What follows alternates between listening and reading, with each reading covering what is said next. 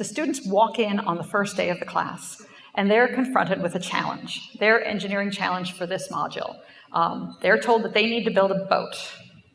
They need to build a boat that floats and carries a cargo about 1 kilogram. It needs to float level, and it also needs to be stable so that you can take the boat and you can invert it below the horizontal to 120 degrees, release it, and it will right itself. But if we put it past 140 degrees, it will invert, not universally stable. This is a significant engineering challenge, especially for first-year students. We show them up on the first day. We tell them this challenge, and we say, go. And we give them 2 hours and some foam. Their masts and their cargo, and they have to build the boat and see what happens. So not surprisingly, perhaps, in just 2 hours with a significant engineering challenge, most of the boats this day fail. But there's a lesson in this. The lesson is that this is not an easily hackable challenge. You actually have to do quantitative analysis in order to succeed in this, right? This exercise also introduces them to the project in a very concrete way, and it builds community and a sense of fun in the class right from day one. After that, they dive in deep to our engineering process.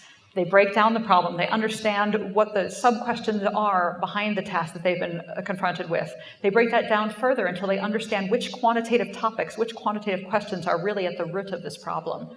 Then they spend weeks, 3 to 4 weeks, learning the content that's necessary, learning that in the context of the challenges, in real application problems. And finally, they learn the computational tools necessary to execute on these mathematical concepts in a real-world problem. They use these tools, they use this understanding to design their boat, to build their boat. This is one of the student boats here, actually, from last year. On the final day, they walk into class with their boats. They are not allowed to test them in advance.